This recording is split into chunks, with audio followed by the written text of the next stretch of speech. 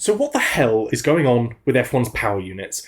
We were promised a revolution, but 4 races in and it feels like an off-track car crash. Drivers are lifting off at 200 miles an hour, the fans are screaming out for the old days, and even the FIA is starting to panic. Is F1 broken? Or are we just impatient? But first, let's cover the context. 2013, the final scream of the V8s. At the start of their era, these engines were brought in for 3 major reasons: noise, cost, and weight. But in the early 2010s, the manufacturers started talking more and more about road relevance and how F1 tech should align with the direction of general road cars, and how the idea of engines being completely free of an electrical component would lead to them potentially leaving the sport. So, between the various parties, an agreement was made. From 2014 onwards, F1 would be moving to hybrid power units, aiming to produce around 800 brake horsepower equivalent, including the electrical component.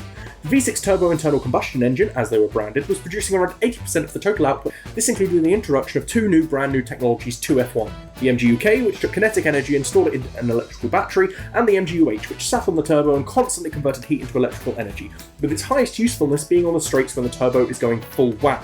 Note this for later.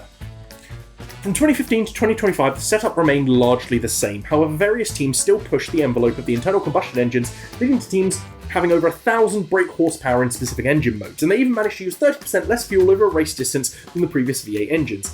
However, many fans consider this move to be in the wrong direction, with the power unit's lack of noise and very heavy weight constantly branded as unsuitable for F1 by some fans. However, the manufacturers kept pushing for road car relevance and further electrification. The current power units have a split of 50-50 between the internal combustion engine and the electrical components, while removing the MGU-H to simplify the entire design. This had a real effect on the sport in bringing in names like Audi, but it has been heavily criticised by fans, drivers and broadcasters alike. So, now we have V6 turbo hybrid power units, just like before. But this time, they don't work properly. Forgetting about the insane closing speeds between drivers harvesting and drivers utilising their battery for a second, which is already mad, these power units at the end of each and every long straight cause the cars to slow down. That's right, exactly when they should be tipping out at their absolute top speeds, they slow down. They've already hit their top speed in the middle of the straight. And the battery, 50% of the power available, needs to charge. And this isn't just slowing down, it's superclipping.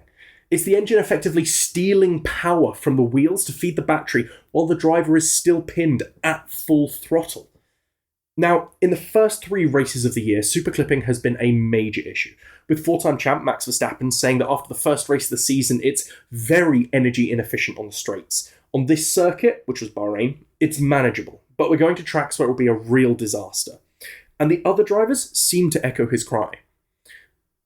7-time champ, and I'll explore 2021 in a future video, don't worry about that, Lewis Hamilton, started talking about the potential impact all the way back at pre-season testing, saying, we can't recover enough battery power. If you look at Barcelona, we are doing 600 metres lift and coast during a qualifying lap.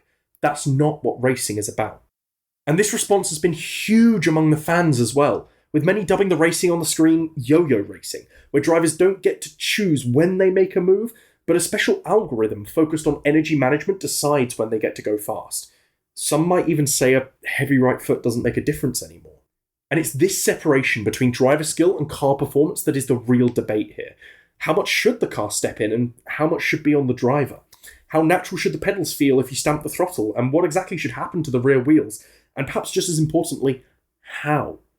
This isn't a new debate, of course. You could argue it's the oldest in F1 history, but it's more heated than it ever has been before.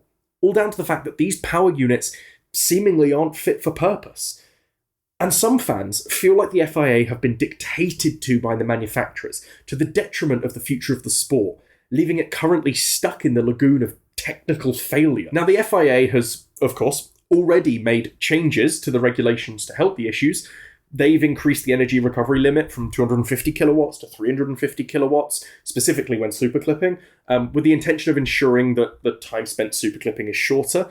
They also dropped the recharge limit per lap for qualifying, meaning theoretically drivers can go more flat out. But many drivers still feel the cars are unnatural to drive, and the fan response just seems pretty meh, and like they're waiting for the next thing to happen. The consensus among everyone seems to be that it's just a little change, and while okay for now, more drastic action is needed. But then, came the biggest news in the last decade of F1. On the 3rd of May 2026, FIA President Mohammed bin Sulayem officially promised that V8s will be the new engine for F1 moving forwards. At an unspecified date that may be 2030 or 2031 or 2032, with an unknown quantity of hybrid elements, electrification, other such tweaks.